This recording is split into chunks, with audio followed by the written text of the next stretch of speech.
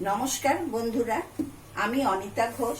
সুরুচি বাংলা রান্নাঘরে সবাইকে স্বাগত। পুজো আসবে আসবে এই আনন্দে আমরা দিন কাটিয়েছি, কিন্তু সপ্তমী, ষষ্ঠী, সপ্তমী, অষ্টমী, নবমী কেটে গিয়ে আজ বিজয়া দশমীও চলে এলো। আজ আমাদের সবারই মনটা খুবই খারাপ। বিজয়া দশমীতে খুবই স্পেশাল একটি মিষ্টির রেসিপি নিয়ে আপনাদের সঙ্গে আমি শেয়ার করতে চলে এসেছি। ভিডিওটি মিস না করে আপনারা দেখতে থাকুন। আজ আমি যে রেসিপিটি আপনাদের সামনে শেয়ার করব সেটি হলো ক্ষীর পটল। এই রেসিপির মূল নায়ক হলো পটল। এই পটলগুলো আমি খোসা ছাড়িয়ে ভালো করে ধুয়ে কেটে নিয়েছি।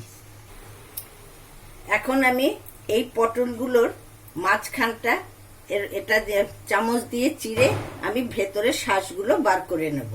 আমি আপনাদের একটা করে দেখাচ্ছি।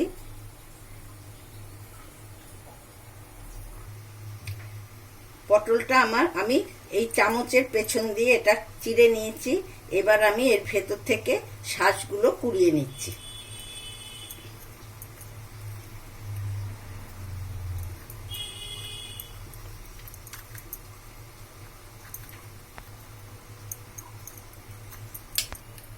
পটলের ভেতরের অংশগুলো আমি এইভাবে কুড়িয়ে নিয়েছি। এবার আমি এখানে জল ফুটতে বসিয়ে দিয়েছিলাম। এখন আমি পটলগুলো এই গরম জলে দিয়ে দিচ্ছি।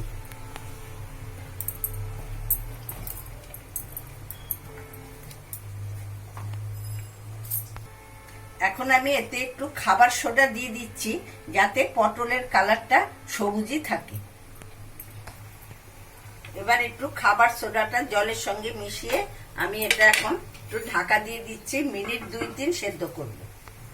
এখন আমি এখানে শিরাটা করে নিচ্ছি। 1 বাটি জল আর 2 বাটি চিনি দেব। এখানে আমি 1 বাটি চিনি দিয়ে দিলাম, আরো 1 বাটি চিনি দেব। এই 2 বাটি চিনি দিলাম। এবার আমি এতে দিয়ে দিচ্ছি 3টি এলাচ দানা। এলাচগুলো একটু ফাটিয়ে দিয়েছি। পটলগুলো আমার বয়েল করা হয়ে গেছে। খুব বেশি বয়েল করবেন না, কেন শিরাতে আবার একটু বয়েল করতে হবে। এবার আমি ঝাঁঝরিতে তুলে পটলের জল ঝরিয়ে নিচ্ছি। এদিকে আমার শিরা হতে হতে আমি এখানে ক্ষীরটা করে নিচ্ছি। এখানে আমি 1.5 প্যাকেট দুধের শিরা করছি। এটা শিরা বলে ফেলেছি, এটা শিরা না, এটা দুধটাকে আমি এখন নেড়ে নেড়ে এটা ক্ষীর করব। আমার শিরাটা বেশ ঘন ঘন হয়ে গেছে। এবার আমি ওই বয়েল করা পটলগুলো শিরাতে আর মিনিট 2-3 বয়েল করে নেব।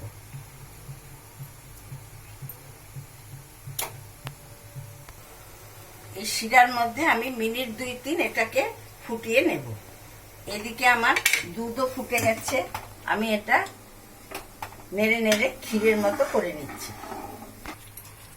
ক্ষীর আমার অনেকটাই ঘন হয়ে এসছে, আর একটু করতে হবে, আর না হলে টাইট না হলে ভেতরে পুরটা ভালো হবে না। এবার আমি ঝাঁঝরির মধ্যে পটলটা তুলে নিচ্ছি। এটা ঠান্ডা হলে তারপর আমি এর ভেতরে ক্ষীরের পুর দেব।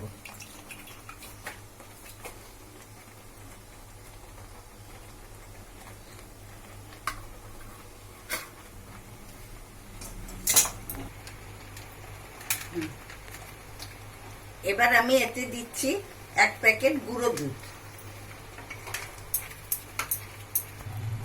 আর দিয়ে দিচ্ছি 1 চামচ বাদাম কুচি। আর আমি এতে দিয়েছি এর আগেই পরিমাণ মতো চিনি। ক্ষীর আমার রেডি হয়ে গেছে। এটা এই অবস্থাতেই নামাতে হবে, ঠান্ডা হলে আর একটু শক্ত হয়ে যাবে। এবার আমি এটা ঠান্ডা হওয়ার জন্য একটা ডিশে নিয়ে নিচ্ছি। এবার আমি এই পটলগুলোতে একটা একটা করে ক্ষীরের পুরটা ভরে নিচ্ছি। এটা এরকম ভাবে ফাঁকা করে তার মধ্যে ক্ষীরটা এরকম লম্বা করে দেবেন, দিয়ে এর মধ্যে চেপে চেপে, বেশি চাপ করবেন না, কারণ পটলটা ভেঙে যেতে পারে। ভরে এরকম মুখটা একটু চেপে দেবেন। পটলগুলোর ভেতরে আমার সব পুর ভরা হয়ে গেছে। এবার আমি এটা একটু ডেকোরেশন করে দিচ্ছি। আমি এতে একটু চেরিগুলো এরকম কুচিয়ে নিয়েছি, এটা এই দিয়ে আমি এটা ডেকোরেশন করে দিচ্ছি। আপনারা এতে আমন্ড কুচি বা পেস্তা কুচি দিয়েও করতে পারেন। একেবারে নতুন ইউনিক ক্ষীর পটলের রেসিপি আমার রেডি হয়ে গেছে। বিজয়া দশমীতে বাড়িতে আমাদের অতিথি আসা যাওয়ার রেওয়াজ আছে। দোকানের মিষ্টি না কিনে যদি বাড়িতেই এরকম মিষ্টি বানিয়ে পরিবেশন করতে পারেন, অতিথি খেয়ে খুব খুব খুব তৃপ্তি পাবেন। আজকের এই রেসিপি যদি আপনাদের ভালো লাগে তাহলে নতুন পুরনো সব বন্ধুরা আমার চ্যানেলকে সাবস্ক্রাইব, কমেন্ট, লাইক, প্রচুর প্রচুর শেয়ার করে আমার চ্যানেলের পাশে থাকবেন। বিজয়া দশমীতে ছোট বড় সবাইকে ভালোবাসা ও প্রণাম জানিয়ে আমি আজকের মতো আমার চ্যানেলটির রেসিপি শেষ করছি। আজ টাটা।